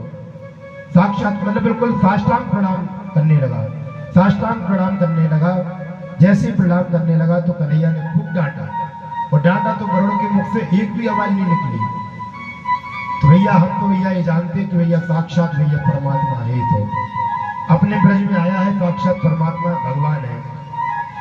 ब्रजवासियों ने कहा कन्हैया मुझे क्षमा करना, आज तक मैं भैया तुम्हें भैया अपनों सखा मानत तो जो कभी तुम्हारे ऊपर हम बैठे भी हैं, कभी हम तुम्हें घोड़ा भी बनाया है, कभी तुम्हें डंडा भी मारा है, कभी झूठा भोजन भी कराया, कभी झूठा माखन भी खिलाया हमने, तो कन्हैया मुझे क्षमा करना। कन्हैया ने कहा मैं भगवान थोड़ी हूँ। कन्हैया ने कहा मैं भगवान नहीं हूँ। अरे ब्रजवासी कहने लगे नहीं नहीं कन्हैया आप भगवान साक्षात, मुझे क्षमा करना। तो कहा भैया भगवान ने कहा एक काम करो, अगर मैं भगवान हूँ तो क्या करोगे बताओ। कहा भैया तू भगवान है बनो रहे, लेकिन हर कथा में एक बात लिखी रहती है कि भैया भगवान सत्यनारायण भगवान की कथा कराओ तो तुम्हारे लिए कथा करने के बाद वैकुंठ धाम की प्राप्ति होगी, होगी नहीं होगी? वैकुंठ धाम की प्राप्ति हो गई। चतुर्मास की कथा कर लो, चाहे सत्यनारायण वाली कथा कर लो, चाहे राम कथा सुन लो, चाहे भागवत कथा सुन लो, चाहे शिव पुराण सुन लो, सब में एक ही बात लिखी है भैया कि वैकुंठ प्राप्त होता है। तो कन्हैया हमें आप वैकुंठ के दर्शन करा दो बस। हमें भैया तो उसे मतलब नहीं है, तो भगवान है बनो रहे, लेकिन हमारे लिए भैया वैकुंठ दिखा दो। भगवान ने बहुत मना किया ब्रजवासियों, मैं भगवान नहीं हूं, लेकिन कहा नहीं हम तो वैकुंठ देखना चाहेंगे। तभी यहाँ पर कन्हैया, यहाँ पर ब्रजवासी, यहाँ पर सभी पहुंचे हैं। कहा जो वृंदावन गए हो तो भैया रंगनाथ जी मंदिर है, रंगनाथ जी के बगल में ही ब्रह्मकुंड है। रंगनाथ धाम मंदिर है, साउथ का बहुत प्यारा मंदिर है। तो वहां पर उनके ही बाजू में ब्रह्मकुंड है। जैसे कहा चलो भैया ब्रजवासियों इस कुंड में सभी लोग बैठ जाओ, सभी लोग आ जाओ कुंड में। जैसे यहाँ पर कुंड में पहुंचे, देर नहीं लगी और भगवान यहाँ पर वैकुंठ में पहुंच गए। बोली वैकुंठनाथ भगवान की जय। भैया कन्हैया का तो पता नहीं, वैकुंठ में कन्हैया को पता नहीं। इतने में सब ब्रजवासी कहले भैया कन्हैया कहाँ है, कन्हैया कहाँ है। तब एक दूसरा ब्रजवासी बोला भैया देख भैया सामने दिख रहा है, थोड़ी थोड़ी हमारे कन्हैया से शकल मिलती है जाते होता की, लेकिन हमारो कन्हैया तो बिल्कुल वैसो सीधो साधो। तो ये तो देखो भैया नागराज में बैठो है, बड़ी सिंहासन पर बैठा भैया, ये कन्हैया नहीं है। तभी दूसरा ब्रजवासी बोला भैया कन्हैया कहाँ गया। कहा भैया कन्हैया को चारों तरफ देखा, कन्हैया नहीं मिला। जैसे ही कन्हैया नहीं मिला, कहीं चारों तरफ देखा है, तो चौथा ब्रजवासी कहता भैया पक्का कन्हैया वो है। उसने कहा था कि भैया वैकुंठ वैकुंठ भैया हम आ गए तो है कन्हैया। सभी ब्रजवासी का एक काम करें भैया कन्हैया को प्रणाम करने चलते हैं। जैसे कन्हैया को प्रणाम करने पहुंचते हैं तो सभी देवी देवताओं ने कहा भैया शांत रहो, यहाँ बिल्कुल शोर शराब नहीं। क्या चलता है, मौन स्तंभ, बिल्कुल मौन चुप। वैकुंठ में कोई शोर शराबा नहीं होता है। कहा भजन कैसे करें, कहा मन में करो। कन्हैया को प्रणाम करना, कौन कन्हैया, हम किसी कन्हैया को नहीं जानते। तो उन्होंने वहां से भगा दिया, चलो जाओ जाओ यहाँ से, कहाँ से तुम आ गए, वो कहाँ किसके द्वारा यहाँ लाए गए। कहले कन्हैया लाए हम। कहा आप यहाँ से नहीं मिल सकते, मिल लो प्रणाम कर लो यहीं से। ब्रजवासी कहने लगे भैया जाते अच्छा तो मेरा वृंदावन था, कम से कम कन्हैया के ऊपर चढ़ जाते तो कन्हैया कछु बोलत तो नहीं। भैया यहाँ तो देखो भैया दूर से ही प्रणाम करना पड़ रहा। तभी भैया यहाँ पर देखा तो भैया देखो भैया दो दो हाथ वाले, चार चार हाथ वाले डूल रहे। यहाँ पर देखा भैया देखो भैया चतुरानन, इस तरफ देखा तो भैया पंचानन, इस तरफ ब्रह्मा जी महाराज जी बैठे, इस तरफ शंकर जी बैठे हो, बीच में भगवान विष्णु। सब लोग स्तुति कर रहे हैं भगवान विष्णु की। नमो सुनंदाय सहस्रमूर्धये सहस्रपादाक्षि सरोरुबाहवे सहस्रनाम्ने पुरुषाय शाश्वते सहस्रकोटि युगधारणे नमः। सभी देवी देवता कह रहे प्रभु आप तो हजार रूप में हो प्रभु, मुझे सभी देवी देवताओं ने प्रणाम किया। जैसे प्रणाम करने ब्रजवासी और अंदर पहुंचे, वहां पर उन्हें रोक दिया। रोकने के बाद में वहां पर कहा कन्हैया से, कहा कन्हैया भैया हमें तो वैकुंठ नहीं देखना, भैया तेरो वैकुंठ तेरे को मुबारक, हमें नहीं देखना तेरा वैकुंठ, वैकुंठ में अच्छा नहीं लगता है। कन्हैया आप तुम्हें वापस वृंदावन पहुंचा दो। जैसे वृंदावन का नाम लिया तो भैया ब्रह्मकुंड से सभी ब्रजवासी बाहर निकल आए।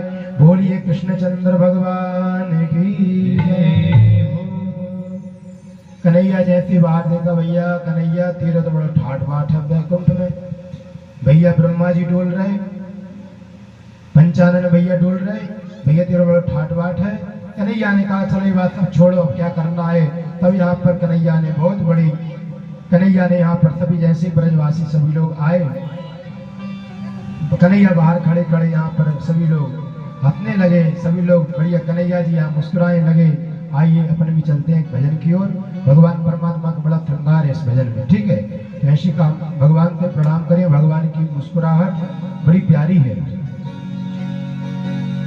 तेरी मंद मंद मुस्कुनिया पे, तेरी मंद मंद मुस्कुनिया पे बलिहार प्यारे जो, बलिहार प्यारे जो।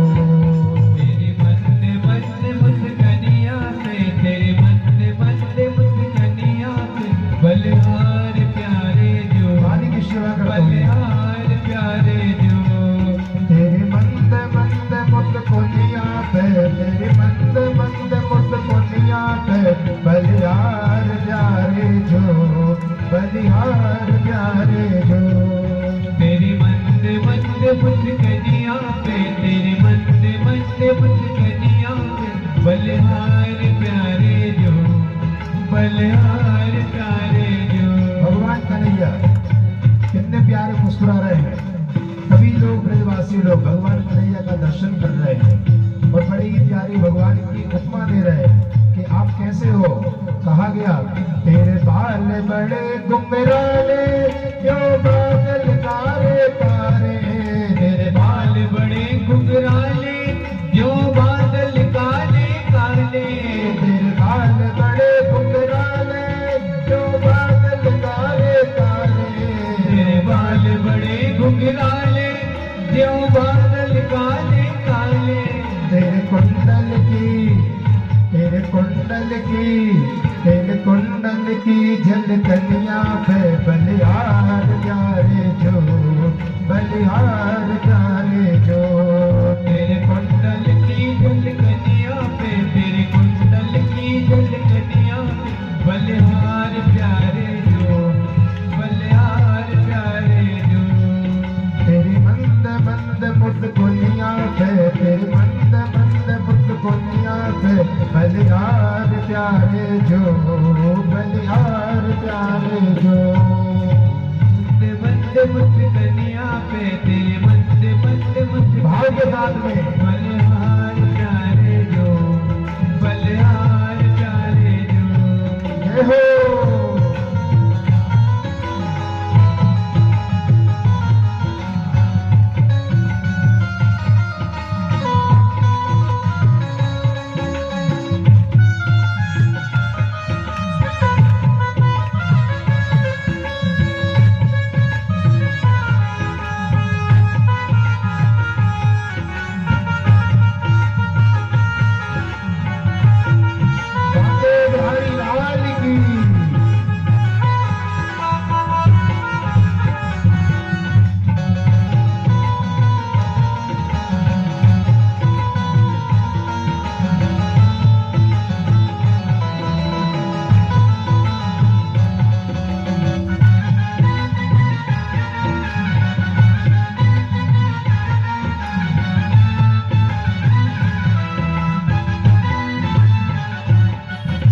कन्हैया देखो कन्हैया की बड़ी प्यारी सभी ब्रजवासियों में गुणगान कर रहे हैं। कैसे कर रहे हैं।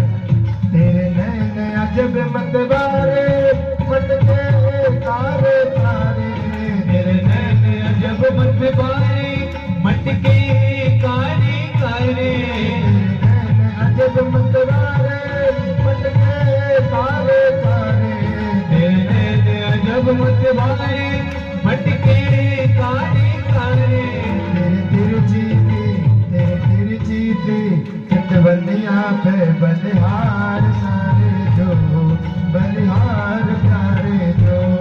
मेरे तिरछी थी चितवनिया पे मेरे तिरछी थी चितवनिया बलिहार प्यारे जो बलिहार प्यारे जो।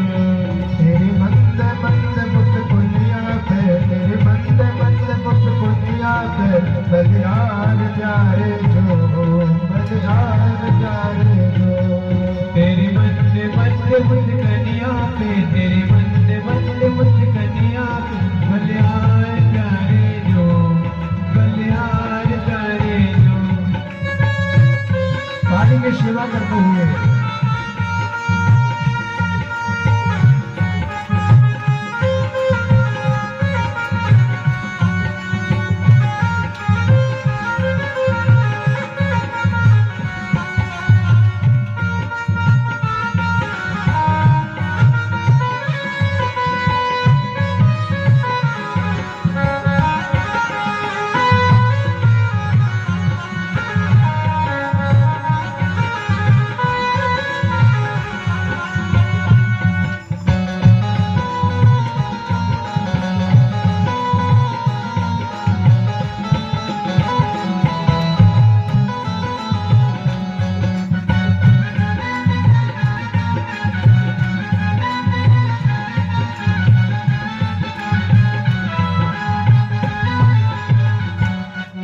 देखो परमात्मा जब चलते हैं बड़े प्यारे लगते हैं, इसलिए कहा गया है तेरी चाल अजब मतवारी तुम्हारी लगती है प्यारी प्यारी। तेरी चाल अजब मतवाली लगती है प्यारी प्यारी। तेरी चाल अजब मतवारी लगती है प्यारी प्यारी। तेरी चाल अजब मतवाली लगती है प्यारी प्यारी। तेरी पायल की जय हो, तेरी पायल की जय हो। तेरी पायल की पैजनिया पे बलिहार प्यारे जो, बलिहार प्यारे जो। तेरी पायल की बेजनिया पे, तेरी पायल की बेजनिया पे बलिहार प्यारे जो, बलिहार प्यारे जो। बढ़िया भाव लगाते हुए, बढ़िया भाव लगाते हुए परमात्मा की छवि का दर्शन करते हुए, जैसे सामने भैया विराजमान है, भैया को पहले निहारो, भैया को देखो, भैया कितनी प्यारी साड़ी पहने हैं, भैया के कितने प्यारे यहाँ पर चेहरा है, भैया ने कितना प्यारा श्रृंगार करे हैं। ऐसे ही कहीं भी जाओ तो परमात्मा को पहले निहारना चाहिए और परमात्मा की मुस्कान देखना चाहिए। इसलिए कहा जाता है तेरी मंद मंद मुद कुनिया पे, तेरी मंद मंद मुद कुनिया पे बलिहार प्यारे जो, बलिहार प्यारे जो। तेरी मंद मंद बुद्ध कनिया पे, तेरी मंद मंद बुद्ध कनिया पे बलिहार प्यारे जो, बलिहार प्यारे जो। जय हो।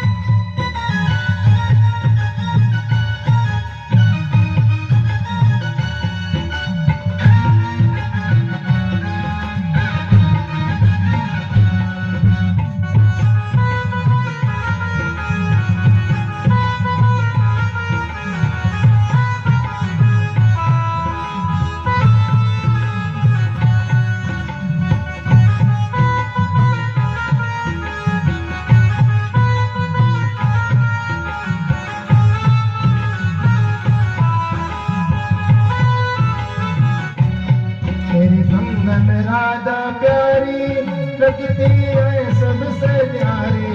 तेरे संग में राधा प्यारी लगती है सबसे प्यारी। तेरी संग में राधा प्यारी लगती है सबसे प्यारी। तेरे संग में राधा प्यारी लगती है सबसे प्यारी। इस युगल चरण पे, इस युगल चरण पे, इस युगल चरण पे जाऊं बलिहार प्यारे जो, बलिहार प्यारे जो। इस युगल चरण पे जाऊं मैं बलिहार प्यारे जो, बलिहार प्यारे जो। तेरी मंद मंद मुद कुनिया पे, तेरी मंद मंद मुद कुनिया पे बलिहार प्यारे जो, बलिहार प्यारे जो। तेरे मंद मंद बुद्ध कन्या पे, तेरे मंद मंद बुद्ध कन्या बलिहार प्यारे जो, बलिहार प्यारे जो। तेरी मंद मंद मुद कुनिया पे, तेरी मंद मंद मुद कुनिया पे बलिहार प्यारे जो, बलिहार प्यारे जो। तेरे मंद मंद बुद्ध कन्या पे, तेरे मंद मंद बुद्ध कन्या पे बलिहार प्यारे जो, बलिहार प्यारे जो। तेरे मंद मंद बुद्ध कन्या पे, तेरे मंद मंद बुद्ध कन्या बलिहार प्यारे जो, बलिहार प्यारे जो, बलिहार प्यारे जो, बलिहार प्यारे जो। तेरे मंद मंद बुद्ध कन्या पे, तेरे मंद मंद बुद्ध कन्या पे बलिहार प्यारे जो, बलिहार प्यारे जो। सभी ब्रजवासियों ने परमात्मा का दर्शन किया, परमात्मा की मुस्कान देखी और सभी ने भगवान को प्रणाम किया।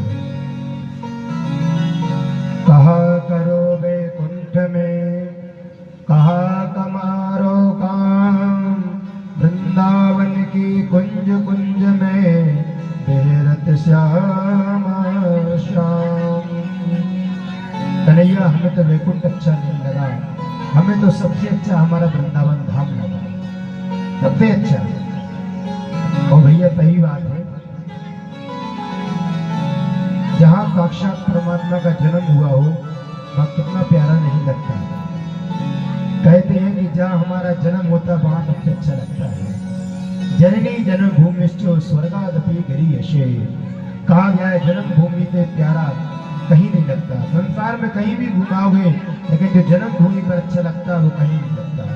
इसलिए भगवान परमात्मा की जन्मभूमि वृंदावन है, भगवान की गोकुल है, भगवान की मथुरा है, फिर 84 कोष है। भगवान को फिर 84 कोष के अलावा कहीं अच्छा नहीं लगता।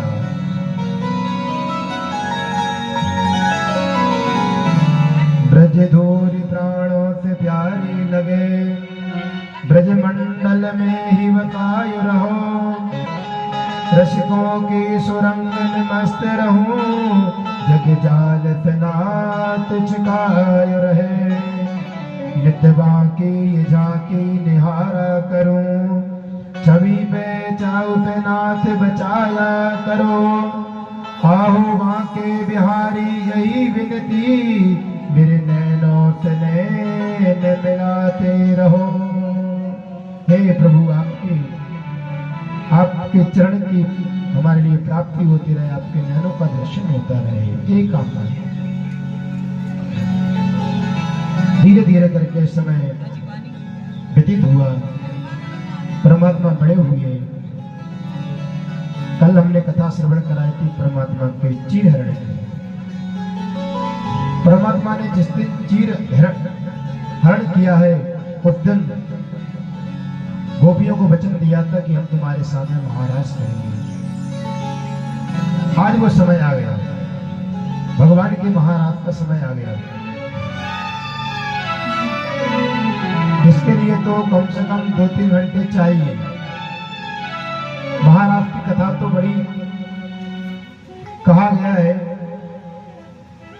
कहते तो पूरी भागवत श्रेष्ठ है, लेकिन भागवत में श्रेष्ठ जो है वो रास पंचाध्यायी है। सबसे ज्यादा श्रेष्ठ है तो वो रास पंचाध्यायी है। भगवान सुखदेव ने 5 अध्याय में वर्णन किया, इसका नाम है रास पंचाध्याय। भगवान के रास के बारे में कथा आई है, 5 अध्यायों में वर्णन किया है, लेकिन 5 अध्याय में इतना वर्णन कर दिया सुखदेव भगवान ने, इसके लिए अगर एक दिन भी सुनाते रहे तो भी कम है, इतना उन्होंने गुण रहस्य प्रदान कर दिया। भगवान पिता रात्रि शरदोत्फुल्ल मल्लिका, वीक्षरन्तो मनस चक्रे योग माया मुपाश्रितः। भगवान सुखदेव भगवान कहते हैं, परीक्षित जो रास पंचाध्याय की जो कथा श्रवण करता है उसके अंदर कामना जो होती है वो दूर हो जाती है। काम, क्रोध, लोभ, मोह, अहंकार, ये 5 चीजें दूर हो जाती है। तब परीक्षित महाराज ने कहा, प्रभु बताइए ना रास पंचाध्याय क्या है।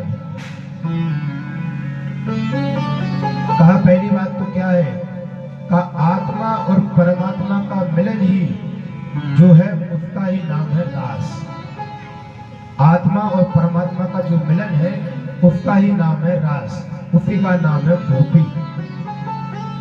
गोपी का अर्थ क्या है? गो यानी होती है इंद्री, पी यानी पीना।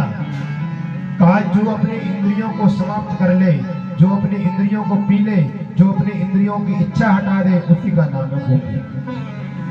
आज हमारी इच्छा है, हमें बाहर जाना, हमारे घूमने जाना, हमारे लिए ये काम करना, वो काम करना, ये क्या है? ये इंद्री है, हमारे लिए इंद्रियां ले जाती है। इन इंद्रियों को समाप्त करना है तो किसकी शरण में पहुंचना चाहिए? कहा परमात्मा की।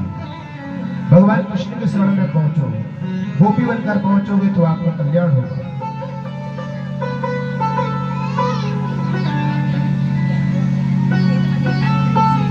एक समय की बात है, कन्हैया रात्रि कालीन में विश्राम कर रहे थे। उस रात्रि का नाम क्या था? शरद पूर्णिमा। शरद पूर्णिमा देखो आने वाली है, आने वाली कि नहीं आने वाली? शरद पूर्णिमा में लड्डू बनते हैं बढ़िया मावा के। और भैया शरद पूर्णिमा में ये बड़ी विचित्र बात देखने आती है, जितना मावा है उतनी शक्कर है। अब बताओ, आप वैसे अभी खाओगे तो खाया नहीं जाएगा, इतना मीठापन होगा, लेकिन शरद पूर्णिमा के जो लड्डू खाते हैं मावा के, तो ऐसा लगता है खाते ही रहे, लाओ भैया खा ले। ये नहीं लगता, कहीं मन नहीं भरता कि भैया लड्डू ना खाएं, और बराबर की मात्रा है, कितना मीठा है, लेकिन भैया शुगर पेशेंट भी कहता है भैया लड्डू तो खिलाई दो। मावा के लड्डू में बड़ा स्वाद है। तो मावा के लड्डू जिस प्रकार स्वाद है, उसी प्रकार भगवान की कथा में स्वाद है, रास पंचाध्यायी कथा में स्वाद है। हमारे लिए भगवान परमात्मा ने शरद पूर्णिमा की रात्रि में जैसे ही 12 बजे अचानक उठे, ओहो आज तो मुझसे बहुत बड़ी गलती हो गई। आज मैंने गोपियों को वचन दिया था कि हम रास करने के लिए आएंगे, और रात्रि के 12 यही बज गए। गोपी क्या कह रही होंगी, हमें ताना कह रही होंगी, वचन कह देते हैं, वचन निभाते नहीं। आजकल भी यही हो रहा, वचन खूब के बड़े बड़े। अरे भैया ताव में हो रही, हम तुम्हें देख ले हैं, हम तुम्हारे बारे में सब कछु जानत हम, जानत कछु नहीं जान, लेकिन ताव में ऐसी बात कह रही कि सामने बार वैसे डरा रहा। ऐसे भगवान कृष्ण ने विचार किया, गोपी तो बड़ा ताना कह रही होंगी हमें। बड़े थे भैया नंद की यशोदा, यशोदा के लाल बने फिरते थे। मैं कभी झूठ नहीं बोलता हूँ, वचन दे देते हैं लेकिन निभाते नहीं हैं। भगवान के मन में ऐसी विचित्र बातें आ रही। भगवान ने तुरंत उठे और दोनों आंखों को बढ़िया जल से धोया, और बढ़िया अच्छे भगवान ठाकुर जी श्रृंगार हुए। आज देखो रोज तो श्रृंगार करती थी मैया, आज लेकिन रात्रि में मैया थोड़ी श्रृंगार करे। मैया को पता ही नहीं था क्या लीला चल रही है, लेकिन कन्हैया ने उठे और जैसे भैया उल्टा सीधा बढ़िया काजल लगाया, कंगी मंगी करी, बढ़िया भगवान तैयार हुए, कपड़ा वपड़ा पहने, भगवान बाथरूम लेके पहुंचे। भगवान पहुंच गए चीर घाट पर, देखा है तो भैया यहाँ पर एक भी गोपी नहीं। भगवान ने कहा अरे भैया कैसे, हमने वचन दिया था और यहाँ एक भी गोपी नहीं। हो सकता है भैया कि आई हूँ और मेरा इंतजार करते करते वापस चली गई हूँ। तभी यमुना जी से पूछा क्या यहाँ पर गोपी आई है? यमुना जी ने मना कर दिया, प्रभु यहाँ पर कोई गोपी नहीं आई है। कहा हमारा वचन, कहा प्रभु वचन कब दिया था? तभी योग माया प्रकट हो गई। प्रभु वचन तो आपने 3 महीने पहले दिया था, 3 महीने पहले दिया था। योग माया कहने लगी प्रभु व्यक्ति के लिए तो पूरी रात, एक दिन की पहले की बात याद नहीं रहती, आपने 3-3 महीने की बात कैसे याद रहेगी? गोपियां काम करती है, घर परिवार में काम करती है, थक जाती है, बहुत काम होता है माताओं के लिए, बहुत काम होता है। माताओं का हाथ रुकता नहीं और काम दिखता नहीं है, ऐसा ही होता है। हाथ रुकेगा नहीं, जब भी करो तो काम करती रहेंगी और काम दिखता नहीं है। भैया लोग बोलते तुमने करी क्या है? कहा भैया वो तो हम ही जानते हैं हमने क्या किया है। इसलिए माताओं का काम यहाँ पर दिखता नहीं है और हाथ रुकता नहीं है। तो कहा आपने 3 महीने पहले वचन दिया, गोपी भूल गई, फिर क्या करना चाहिए? कहा प्रभु आप एक बार एक काम करो, बंसी बजाइए। बंसी जैसी बजाएंगे आपको बंसी की जो निकलेगी धुन, बंसी की जो धुन निकलेगी बड़ी प्यारी प्यारी, जैसे ही बंसी की धुन प्यारी प्यारी निकलेगी तो धीरे धीरे करके मैं उस धुन पर बैठ जाऊंगी, और जैसे बैठूंगी वो धुन जहां जहां जाएगी बंसी की, जिस जिस के यहाँ जाएगी, किस किस के यहाँ जाएगी? आज जो गोपी आना चाहती है उनके यहाँ जाएगी, जिससे आपका प्रेम हुआ। भगवान हर किसी के पास नहीं आते। आप सोचो कि परमात्मा हमें मिल जाए, हमें मिल जाए। जो परमात्मा की भक्ति करता है, भगवान को सच्चे मन से मानता है, परमात्मा उसके पास आते हैं, उसके पास आते हैं परमात्मा। वो धुन भी उसी के पास जा रही है जिसने भगवान का चिंतन किया है, भगवान का ध्यान किया है। सभी गोपियां रात्रिकालीन में विश्राम कर रही थी। कोई गोपी, कहा गया है कि पतिव्रता स्त्री है तो वो भी अपना श्रृंगार कर रही थी। कोई गोपी गाय का दोहन कर रही थी, कोई गोपी बच्चे को दूध पिला रही थी, कोई गोपी भगवान को यहाँ पर पति को भोजन करा रही थी। तो कहा कैसे? कहा गया आया है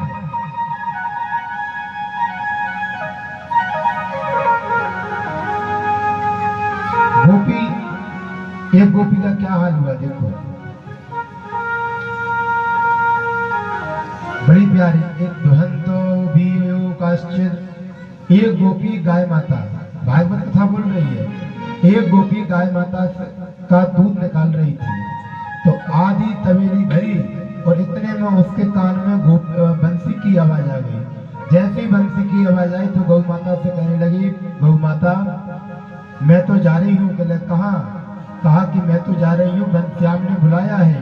कहा श्याम ने बुलाया तो एक काम करो, पहले हमारे लिए पूरा तो कर दो, पूरा दूध निकाल लो। कहा कि एक काम करो, मैं तो जा रही हूँ, लेट हो जाऊंगी तो कन्हैया नहीं मिल पाएंगे। एक काम करना, मैं आऊंगी और तब लगा लूंगी, और अगर ना लगा समय पर नहीं आ पाए तो एक काम